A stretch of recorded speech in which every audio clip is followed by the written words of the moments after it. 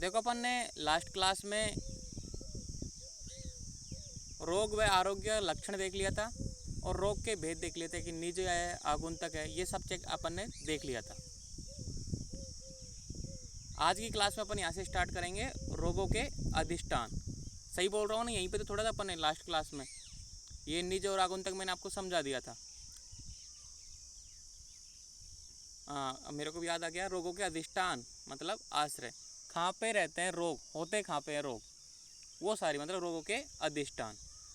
तो रोगों का आश्रय या अधिष्ठान शरीर तथा मन है। या तो आपको व्यक्ति के बॉडी में होगा, या तो कोई किसी फंक्शन में प्रॉब्लम आ गई, किसी के हाथ में चोट लग गई, किसी के बुखार हो गया, मतलब या तो बॉडी में मतलब शरीर में, या बहुत से व्यक्ति ऐसे होते हैं ना बिल्कुल स्वस्थ हैं, बॉडी उनकी बिल्कुल मतलब कोई बीमारी नहीं है लेकिन मन से पागल होते हैं, तो मानसिक। तो दो तरीके से रोग होते हैं, या तो शारीरिक या मानसिक। तो रोगों का आश्रय यानी स्थान, अधिष्ठान शरीर तथा मन है। ओके, अब देखो शारीरिक रोग कैसे होते हैं। ज्वर मतलब बुखार, काश यानी खांसी, जैसे कि इस समय कभी कभी मेरे कफ हो जाता है, कभी कभी, अब तो बहुत कम पड़ गया, मुझे पता था ये ऑटोमेटिकली ठीक होगा, वो मौसम का असर होता है। और अतिसार, अतिसार यानी लूज मोशन, तो ये शारीरिक रोग मतलब बॉडी में होते हैं, सिंपल सी बात है। बुखार बॉडी में होगा, खांसी बॉडी में होगी, अतिसार बॉडी में होगा। लेकिन मानसिक रोग देखो, उन्माद और अपस्मार। उन्माद को बोलते हैं पागलपन, साइको, और अपस्मार को बोलते हैं एपिलेप्सी। एपिलेप्सी जानते हो ना, मिर्गी के दौरे पड़ना, ये होते हैं मानसिक रोग। व्यक्ति होते हैं ना, कोई अपने गांव में देखे होंगे, अपने आसपास किसी मोहल्ले में या फिर कहीं ना कहीं तो एक पेशेंट मिल ही जाता है जिसको दौरे पड़ जाते हैं, मुंह में से झाग आने लग जाते हैं और वो तड़पने से लग जाता है अचानक, कभी भी दौरे पड़ जाते हैं उसको। दौरे पड़ना अपस्मार, और उन्माद यानी पागलपन। ठीक है, दोनों समझ लो, उन्माद यानी पागलपन होता है और अपस्मार यानी एपिलेप्सी, मिर्गी के दौरे पड़ना, वो है अपस्मार। तो रोगों के अधिष्ठान कहाँ पे है? शरीर तथा मन।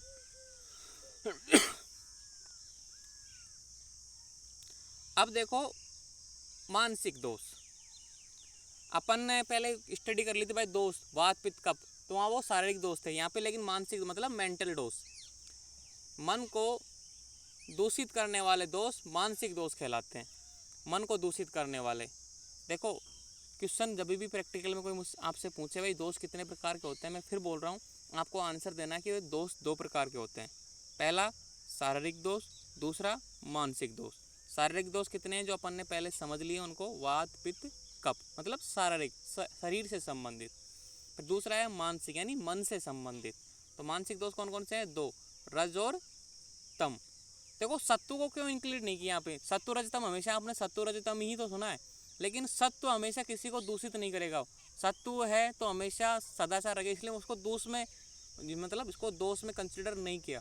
तो सत्व को इसलिए कंसिडर नहीं किया क्योंकि वो रोग उत्पन्न नहीं करता, रोग तो यही उत्पन्न करते हैं रज और तम। वो तो एकदम सात्विक स्थिति है, श्रेष्ठ है, कल्याणकारी है, हितकारी है, तो वो रोग उत्पन्न नहीं कर सकता। इसीलिए ओनली दो इंक्लूड है, रज और तम।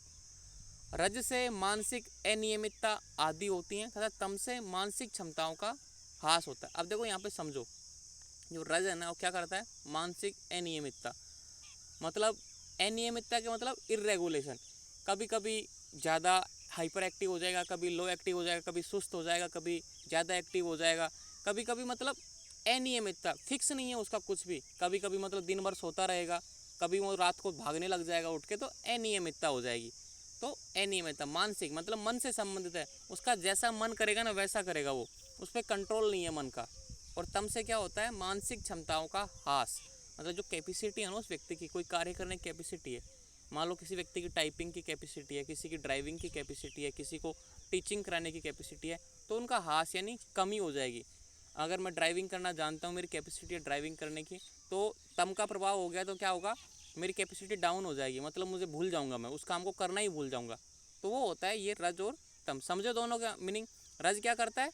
अनियमित करता है, इरेगुलेशन करता है, मतलब साइकिल को फिक्स नहीं रहने देता, कभी भी जैसे रात को उठ के भागने लग गया, नींद में चलने लग गया, ठीक है, तेज तेज पुकारने लग गया अचानक से, तो अनियमितता। और क्षमताओं का ह्रास यानी जो आपकी कैपेसिटी है, जिस काम को आप कैपेबल हो करने में, उसको ही आप नहीं कर पा रहे हो। जैसे किसी व्यक्ति की कैपेबल है कि 10 श्लोक याद कर लेता है दिन में नॉर्मली, लेकिन जब वाइवा का टाइम आता है तो उसको 1 श्लोक भी याद नहीं आता, क्योंकि तम का प्रभाव हो जाता है उस समय डर के मारे।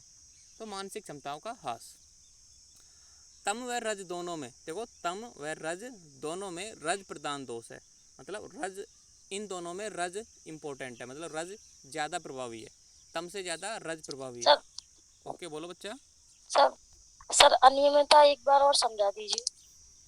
अनियमितता का मतलब है इरेगुलेशन। इरेगुलेशन का मतलब समझ रहे हो कि कभी कभी मान लो आप नॉर्मल व्यक्ति हो, आप नॉर्मल हो, अचानक से तेज से चिल्लाने लग जाते हो, ठीक है, फिर थोड़ी देर बाद में शांत हो जाते हो, फिर कभी कभी रोने लग जाते हो, कभी कभी जोर से हंसने लग जाते हो, मतलब फिक्स नहीं है कुछ भी। जो नॉर्मल व्यक्ति है ना, जैसे पागल व्यक्ति होते हैं ना, अचानक से खड़ा होकर तालियां बजाने लग जाता है, अचानक से ज़ोर ज़ोर से हंसने लग जाता है, ठीक है, कभी कभी वो तेज़ चलने लग जाता है, कभी कभी नींद में चलने लग जाता है, तो फिक्स नहीं है उसका कब क्या करे, मतलब अनियमित है वो, कब क्या करे उसको खुद को ही नहीं पता। अपन को तो क्या पता चलेगा, लेकिन उस व्यक्ति को ही नहीं पता कि वो कब क्या करेगा। जब उसके माइंड में कुछ ऐसे संकेत आते हैं, कुछ कॉम्प्लिकेशन होते हैं, तो व्यक्ति कुछ ना कुछ करने लग जाता है। अनियमित है मतलब फिक्स नहीं है उसका कुछ भी, कब क्या करेगा कोई फिक्स नहीं है, वो अनियमित है, ठीक है। अब देखो रोगी परीक्षण, हाउ टू टेस्ट पेटेंट, मतलब यहाँ पे तो कंफ्यूज रहोगे कि भाई रोगी का कैसे परीक्षण करना है आपको, तो मैंने इंग्लिश में डाल दिया हाउ टू टेस्ट पेशेंट। जो रोगी आता है आपके पास, आपने चिकित्सक खोल लिया, आपने 4 साल BMS फर्स्ट ईयर कर ली एक, ठीक है, फिर 1 साल इंटर्नशिप कर ली, डॉक्टर बन गए, अपना हॉस्पिटल खोल लिया, तो कैसे परीक्षण करोगे, रोगी का परीक्षण कैसे करोगे, कैसे टेस्ट करोगे उसका। तो रोगी की परीक्षा करने के लिए आचार्य वाघभट्ट ने 3 उपाय बताए। देखो यहाँ पे साफ मेंशन कर दिया मैंने दोबारा से आचार्य वाघभट्ट, क्योंकि बुक की आचार्य वाघभट्ट ने लिखी अष्टांग हृदय, लेकिन फिर भी मैंने यहाँ पे मेंशन कर दिया आचार्य वाघभट्ट ने 3 उपाय बताए हैं। दर्शन, स्पर्शन, प्रसन।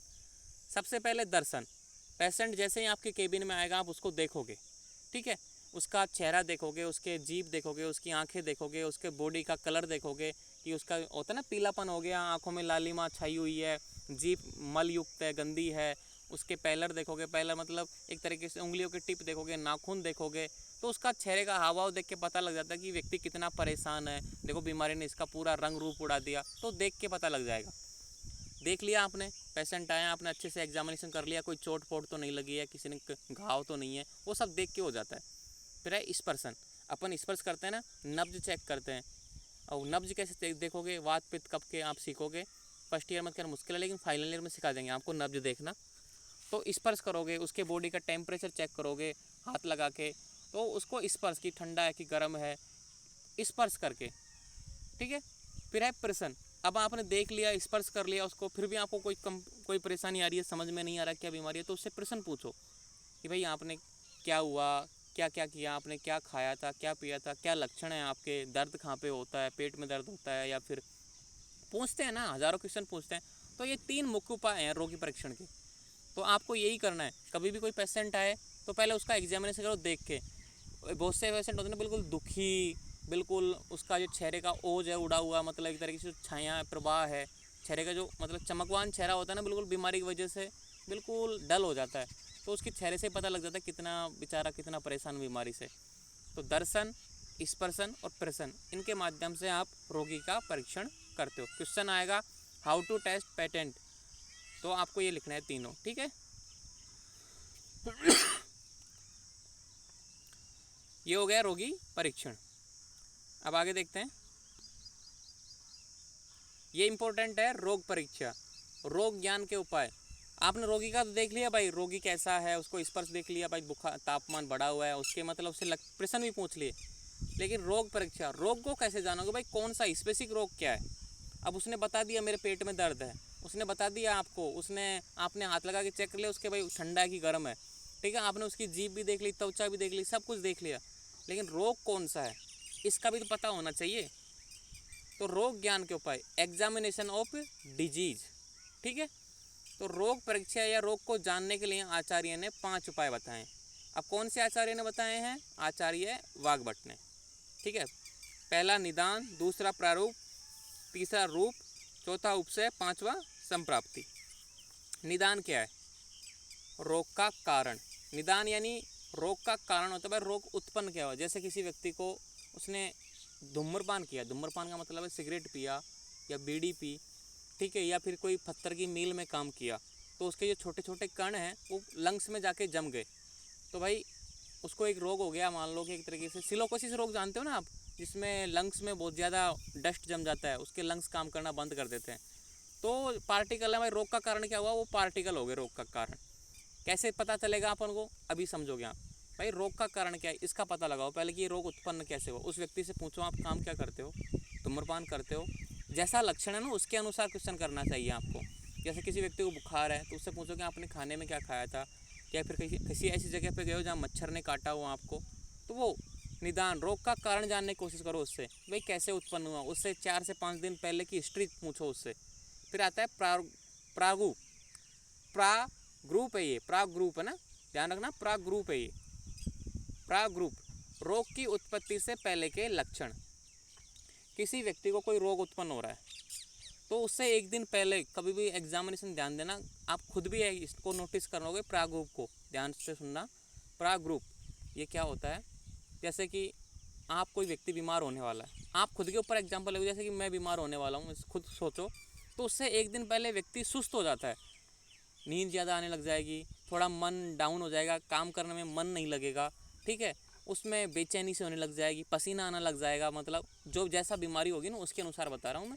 तो रोग की उत्पत्ति से पहले लक्षण, रोग होने से पहले जो शरीर में चेंजेस होते हैं उसकी वजह से जो शरीर पर इफेक्ट पड़ता है, प्रभाव पड़ता है उसको, तो ये व्यक्ति से वो बोलेगा व्यक्ति कि अरे यार आज तो मेरा मन नहीं लग रहा, मन बेचैन है, आज मेरे को बुखार सा बन रहा है, थोड़ा थोड़ा ऐसा लग रहा है मुझे बुखार बनेगा, मेरा शरीर दुख रहा है। तो जो होता है ना उसको बोलते हैं, ये रोग उत्पत्ति से पहले जो लक्षण होते हैं बॉडी में उसको बोलते हैं प्राग्रुप, ठीक है।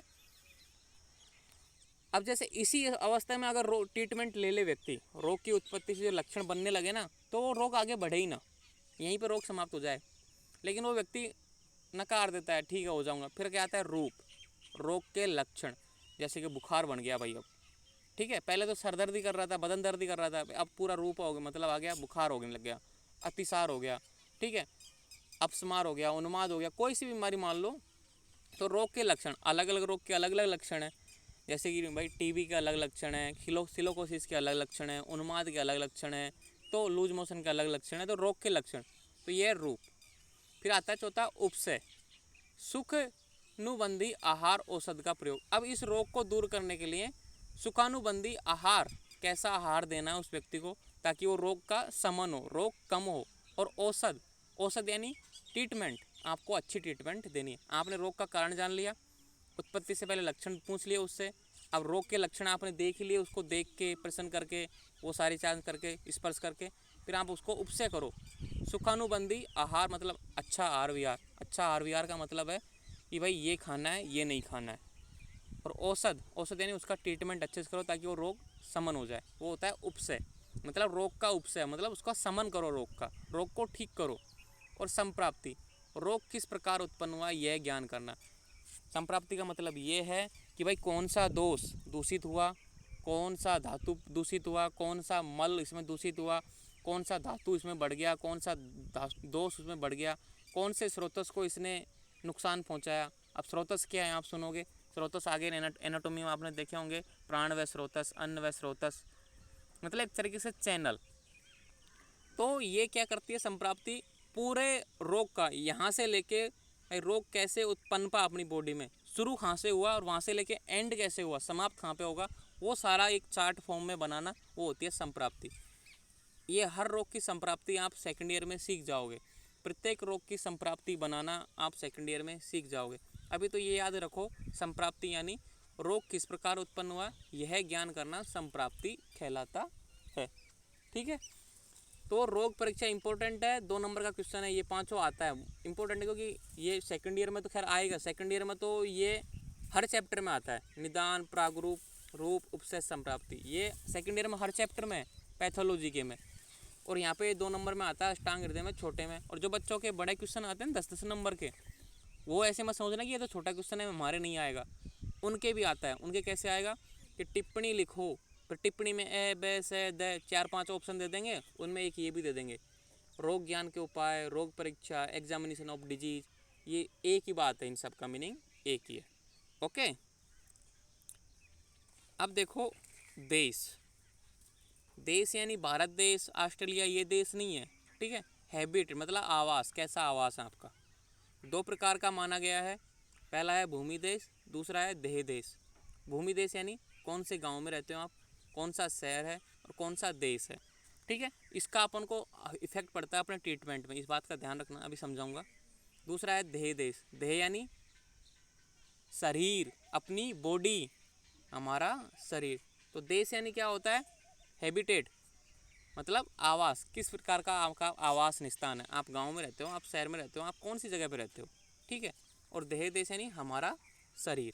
तो देश दो प्रकार के हैं, भूमि देश और देह देश, ये बात ध्यान रखना। क्वेश्चन आता है 2 नंबर का, ये सब 2-2 नंबर के क्वेश्चन है। और जो बच्चे ऐसे सोचते हैं ना कि भाई हमारे तो बड़े क्वेश्चन आते हैं, हमारे तो ये क्वेश्चन आएगा ही नहीं, उनके भी ये क्वेश्चन आएगा। ठीक है, और अभी मैं टेस्ट लूँगा, जब चैप्टर हो जाएंगे, 2-3 चैप्टर हो जाएंगे तो टेस्ट भी लूँगा, तो आपको क्वेश्चन दूंगा, आपको क्वेश्चन लिखने का आंसर तरीका भी बताऊँगा मैं आपको कि कैसे आंसर लिखे जाते हैं, कैसे नंबर अच्छे आते हैं। क्योंकि मेरे खुद के नंबर 90 आए थे अष्टांग में 100 में से, तो मुझे पता है अच्छे से कैसे लिखना होता है आंसर। ठीक है, भूमि देश। अब देखो पहला आप समझ गए भाई, गांव शहर, भूमि देश। जिस भूमि देश मतलब जिस गांव शहर या देश का हमारा देह देश होता है, कि हम जहाँ पे रहते हैं मतलब बॉडी, जिस भूमि देश में हम रहते हैं मतलब देह देश होता है, उस भूमि देश की प्रकृति का हमारे देह देश पर असर पड़ता है। तो जैसा वातावरण रहेगा, जैसा एनवायरनमेंट रहेगा, उसका हमारी बॉडी पर असर पड़ता है। ये बोलना चाहता है कि जैसे आप गांव में रहोगे, सिटी में रहोगे, कस्बे में रहोगे, मतलब वहाँ पे पानी ज़्यादा है, हवा ज़्यादा चलती है, रेतीला मौसम है, मतलब कैसा जैसा वातावरण में आप रहोगे ना, उसका असर अपनी बॉडी पे पड़ता है। तो प्रकृति का हमारे देह देश पर असर पड़ता है। इसी कारण से जितनी उपयोगिता देह देश को जानने की है, तो ये बोल रहा है कि जितनी उपयोगिता अपनी बॉडी को जानने की है ना, उतनी ही उपयोगिता भूमि देश को जानने की भी है। मतलब इसको भी जानो, जितनी इम्पोर्टेंसी अपनी अपने शरीर को देते हैं ना अपन, उतनी इम्पोर्टेंसी अपने एनवायरनमेंट, अपने वातावरण को भी देनी चाहिए। तो भूमि देश 3 प्रकार का है, जो ये भूमि देश है ना, ये 3 प्रकार का। अब इस बात को रट लो, ये 10 नंबर का क्वेश्चन है आपके, देश, कि देश को विस्तार से समझाओ। तो इतना भी लिख दोगे ना आप, अभी तो 3 प्रकार के हैं, वो भी बताऊंगा मैं कौन कौन से हैं। इतना भी लिखोगे तो भी आपको नंबर मिलेंगे 5, क्योंकि ये इंपॉर्टेंट क्वेश्चन है। ये हमारे जस्ट 3rd ईयर में क्वेश्चन आया हुआ था देश के बारे में, देखो 3rd ईयर में, और मैंने यही लिखा था 1st ईयर वाला। तो रिपीट होंगी सारी चीज़ें, तो मतलब ये ABCD चल रही है, इसीलिए तो टाइम लग रहा है यहाँ पे। अब नेक्स्ट टाइम पे जल्दी जल्दी काम होगा। तो ये देश यानी 2 प्रकार का होता है, भूमि देश, देह देश। भूमि देश के बारे में बता दिया भाई। इसमें ये बोलना चाहता है, इस लाइन का मतलब कि जितनी इंपॉर्टेंसी आप अपने शरीर को देते हो ना, उतनी अपने जो एनवायरनमेंट है, जो वातावरण है जिसमें अपन रहते हैं, उसको भी देनी चाहिए। भूमि देश 3 प्रकार के माने गए हैं। अब कौन कौन से हैं देख लेते हैं। आनूप देश, जांगल देश और साधारण देश। अब आनूप देश को समझो। कफ की प्रधानता रहती है। कफ के गुण कौन बताएगा? सुशील पटेल, कफ के गुण बताओ।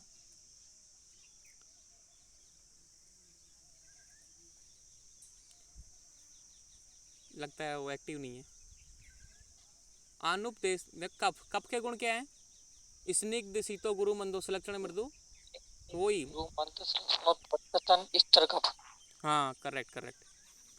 कफ की प्रधानता मतलब ये आनुप देश है ना, वहाँ पे कफ की प्रधानता रहेगी। मतलब आनुप देश में जल की अधिकता होने से। अब कफ कौन से महाभूत से बना है?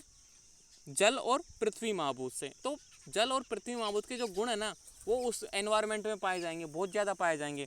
ऐसी उस व्यक्ति की प्रकृति बन जाएगी, क्योंकि वहाँ पे जल है, स्निग्धता है, स्थिरता है, भारीता है। मतलब आनुप देश में जल की अधिकता होने से कफ की वृद्धि रहती है।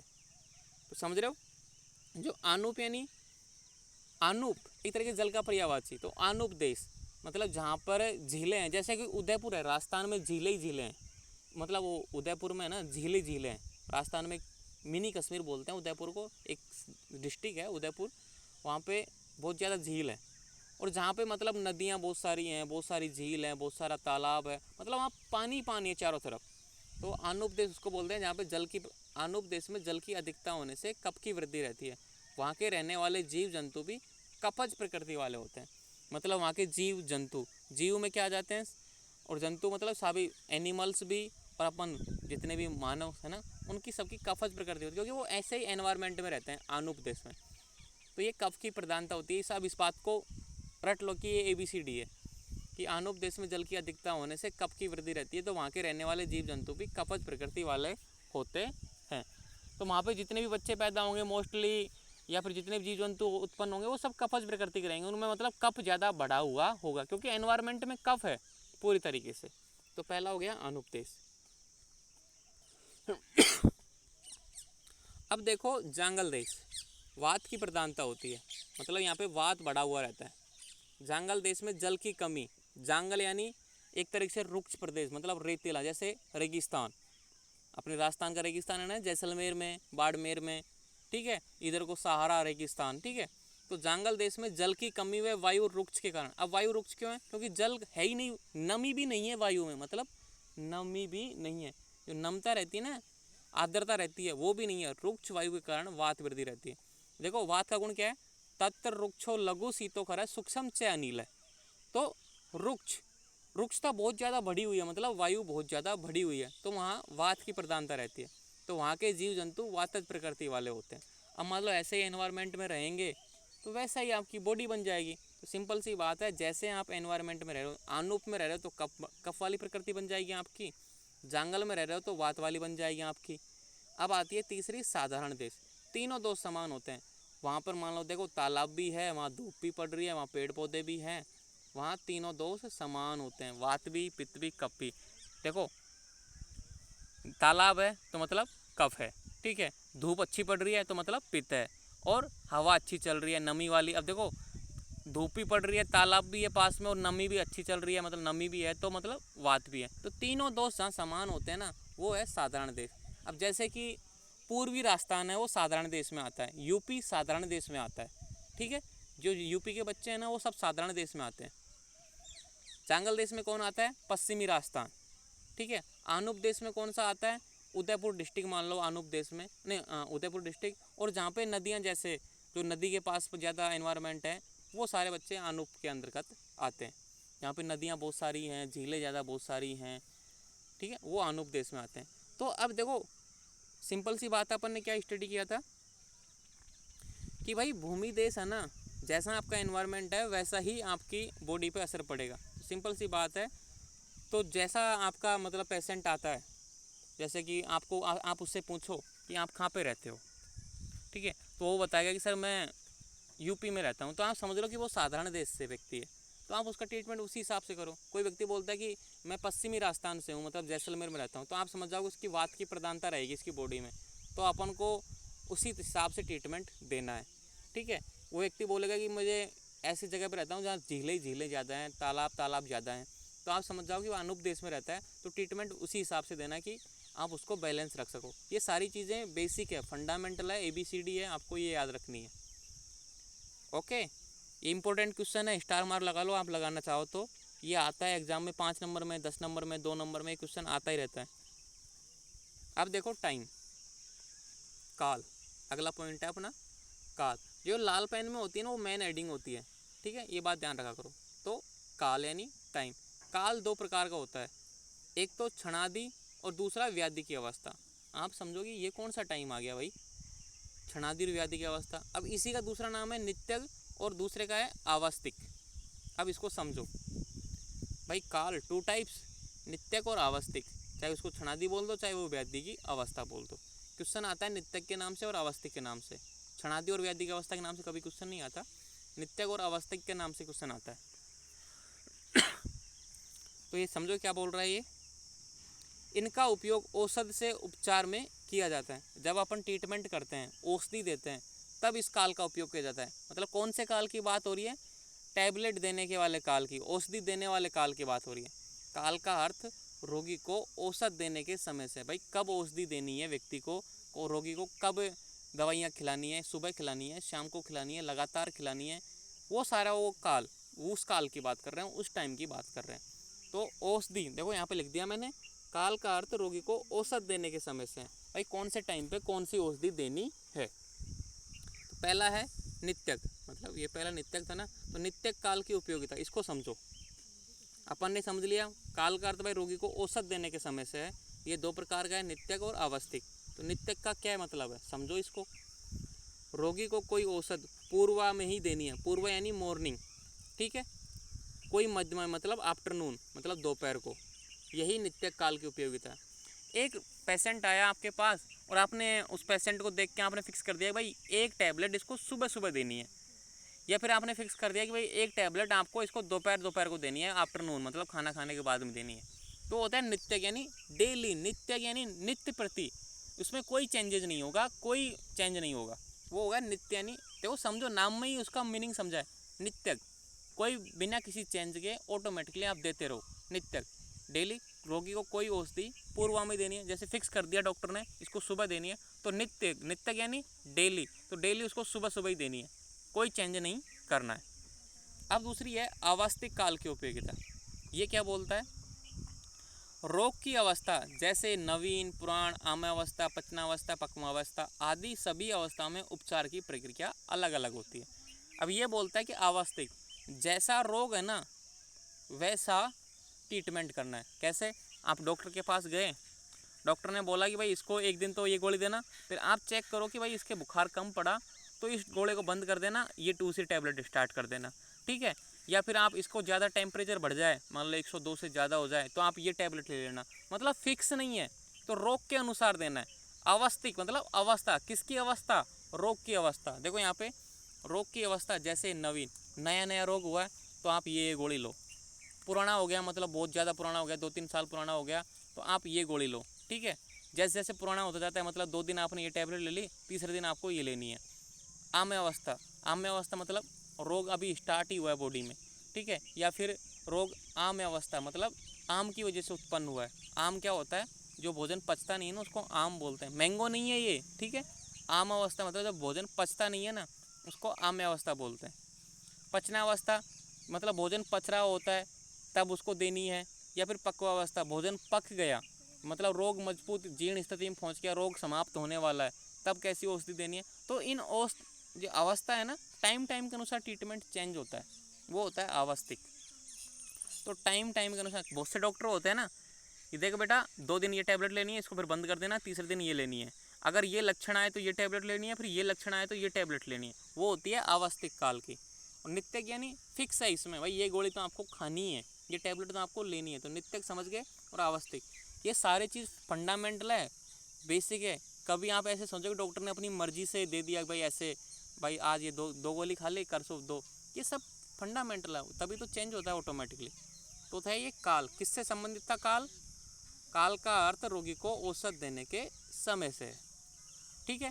तो एक तो नित्यक हो गया और एक आवस्थिक, मतलब रोग की अवस्था के अनुसार, रोग पुराना है तो वैसी औषधि दो, रोग नया है तो वैसी औषधि दो, ठीक है। रोग शुरुआती अवस्था में है तो वैसी औषधि दो, रोग मतलब मीडियम प्रकोप वाली अवस्था में, पचमान अवस्था में, तो अब ऐसे अलग औषधि दो, रोग जब समाप्त होने वाला है, ख़त्म होने वाला है, पक्वावस्था मतलब, तब अलग औषधि दो। तो ये रोग की अवस्था के अनुसार ट्रीटमेंट अलग अलग होता है, ठीक है। आप समझ लेना, धीरे धीरे आप समझोगे इस चीज़ को कि भाई जब आपके पास पेशेंट आते हैं ना फर्स्ट ईयर में तो क्या समझोगे खैर आप, लेकिन कोशिश करना जैसे पेशेंट आता है तो आप एक थोड़ा सा अच्छा सा ट्रीटमेंट देते हो भाई, फिर दवाइयों का असर अच्छी तरीके से हो। फिर आपने देखा भाई रोग कवर में होने लग गया, ठीक होने लग गया व्यक्ति, तो जो दवाइयों का जो डोज है ना वो कम कर देते हो आप, आधी कर देते हो, ठीक है।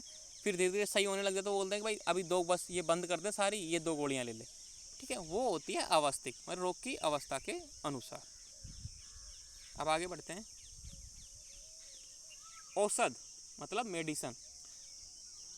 विकृत दोष, यहाँ पे देखो मैंने विकृत दोष लिखा है, मतलब मेडिसन के बारे में बात आई है यहाँ पे। तो विकृत दोषों का नाश करने वाली द्रव औषध है। कैसे नाश करेगी, जो विकृत है, विकृत यानी या तो इंक्रीज या डिक्रीज, मान लो वात है या तो इंक्रीज हो गया या डिक्रीज हो गया, मतलब सामान्य से बढ़ गया या सामान्य से घट गया, तो मतलब विकृत हो गया, उसमें विकृतता उत्पन्न हो गई। तो विकृत दोष का नाश करने वाली द्रव औषध है, मतलब उसका नाश, तो विकृतता को नाश कर देगी तो सामान्य नॉर्मल कंडीशन में आ जाएगा दोष। तो विकृत दोष का नाश करने वाली द्रव्य औषध है। कार्य भेद से औषध के 2 भेद हैं। तो औषध की परिभाषा क्या हुई, विकृत दोषों का नाश करने वाली द्रव्य औषध है। कार्य भेद से औषध के 2 भेद होते हैं, एक तो होती है समन, दूसरी होती है शोधन। अब इसको समझना इंपॉर्टेंट है, समन और शोधन।